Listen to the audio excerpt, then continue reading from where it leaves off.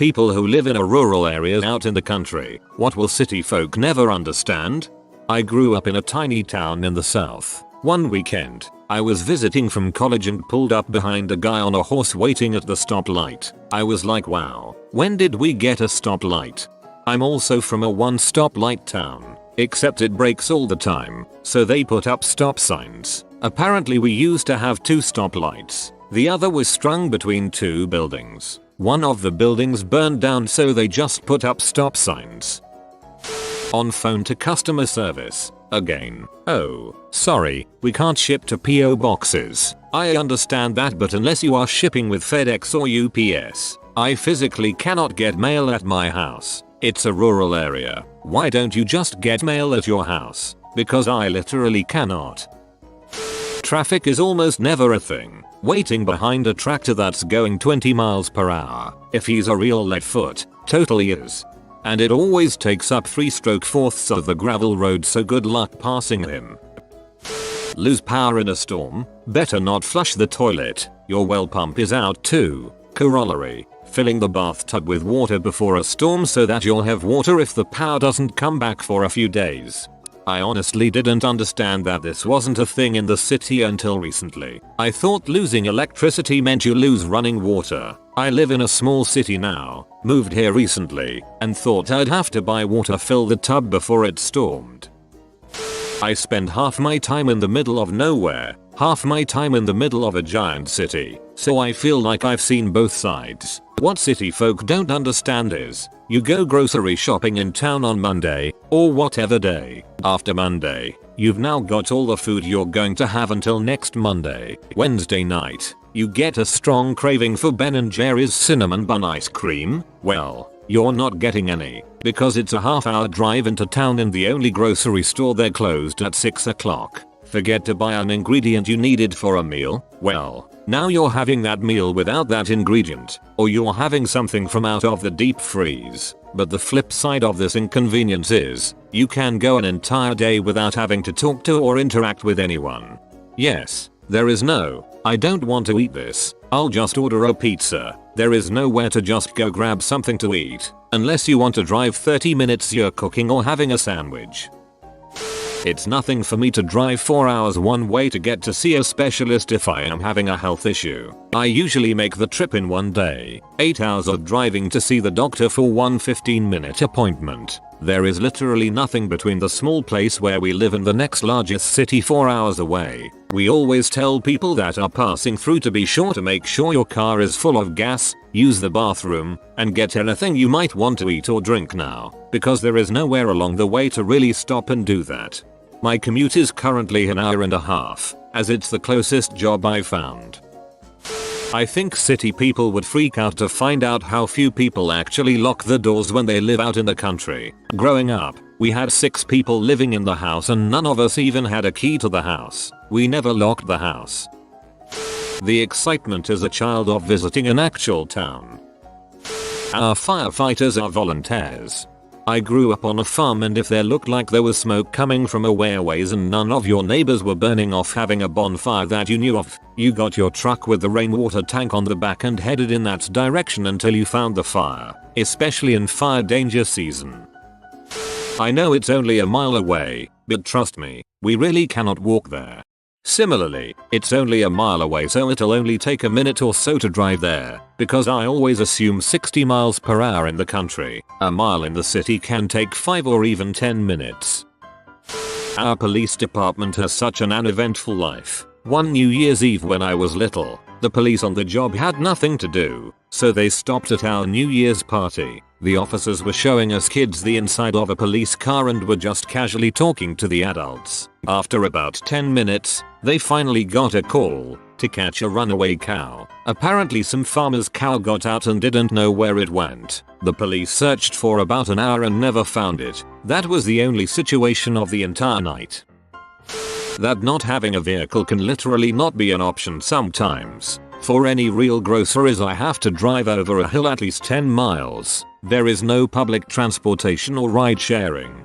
Ditto. My closest neighbor is over a kilometer walk away. The neighborhood gas station is a 5-10 minute drive. and the nearest grocery store is well over a 20-minute drive. Literally impossible to live without a vehicle. 2 fingers lift off the steering wheel every time another car goes by. Grew up in rural West Tennessee. My grandfather would get mad if people didn't wave back. He would say that he had wasted a wave. You never waste a wave.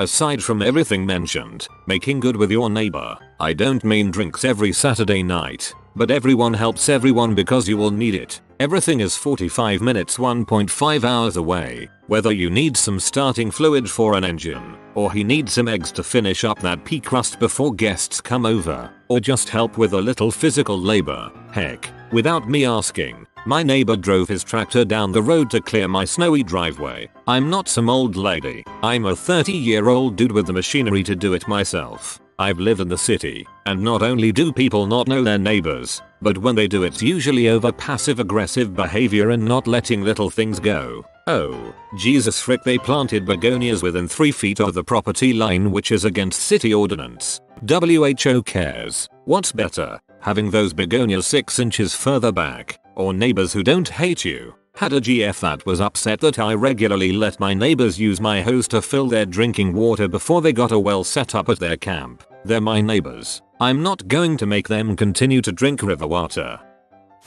Wanna go to Walmart? Or Stop? Okay, 40-minute drive, here we come. We moved up into the mountains a couple years ago and life up here is different. Everything is far away unless you want to go to the local market that has prices marked up high as a skyscraper. Barely any sidewalks or street lights, and internet is slower. Everybody knows each other, so gossip is an ongoing high thing to talk about, but the lack of traffic and the beautiful view is hard to beat.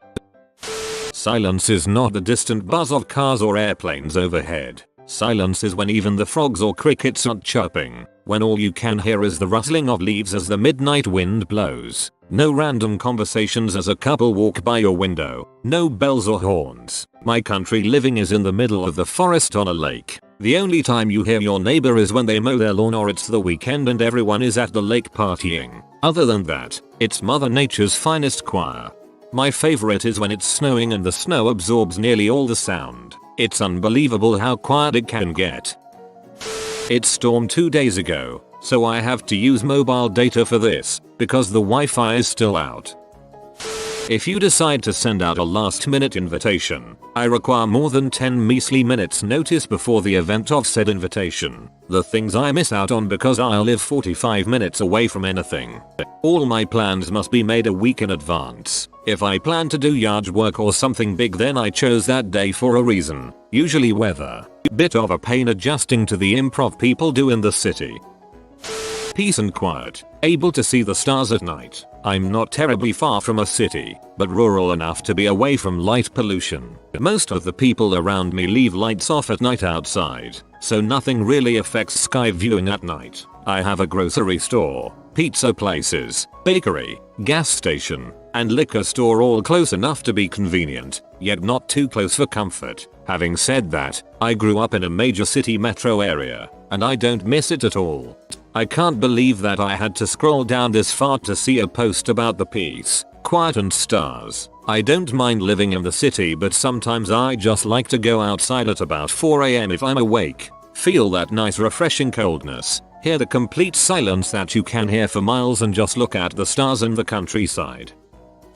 Cow tipping. I'd love to meet the idiot that came up with that brilliant idea. I'd love to see someone try and push over a 1,200 pound animal that is resting solidly on 4 legs. It's going to notice you trying to push it, get annoyed, and kick you. It's not fun. You're supposed to sneak up on them while they're sleeping, you say? Good luck, because they lay down when they sleep. I had to explain this to my city folk friends in college, and they still didn't believe me.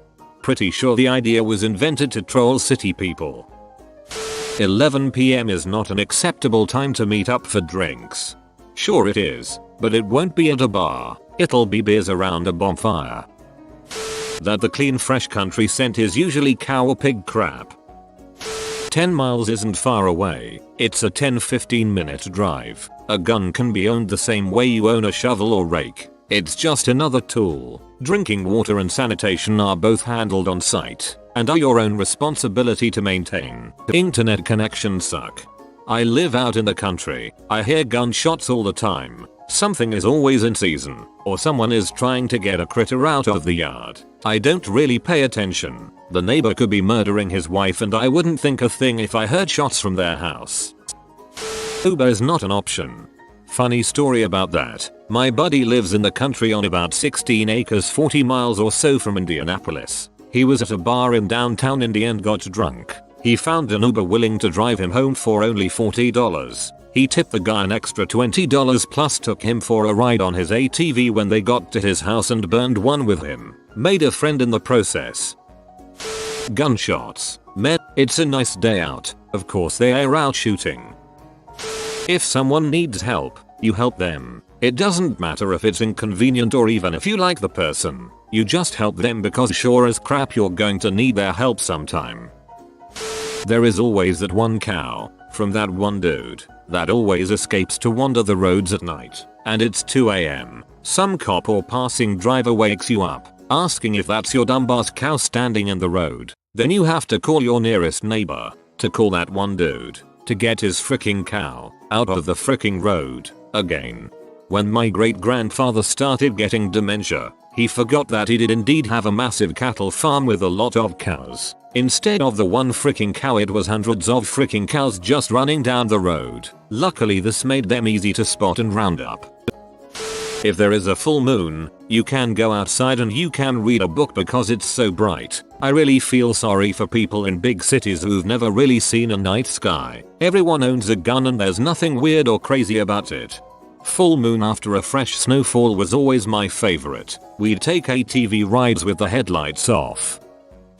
That mostly everyone is actually really friendly, at least where I live. As soon as you get off the paved roads and hit the dirt roads, almost every car passing will wave to you. This is kinda funny when I have a friend who lives in the city in the car with me. I'll wave to someone as they go by and they'll ask who that was and I'll say I don't know. They get really confused why I would wave to someone I don't know, but that's just how it is here.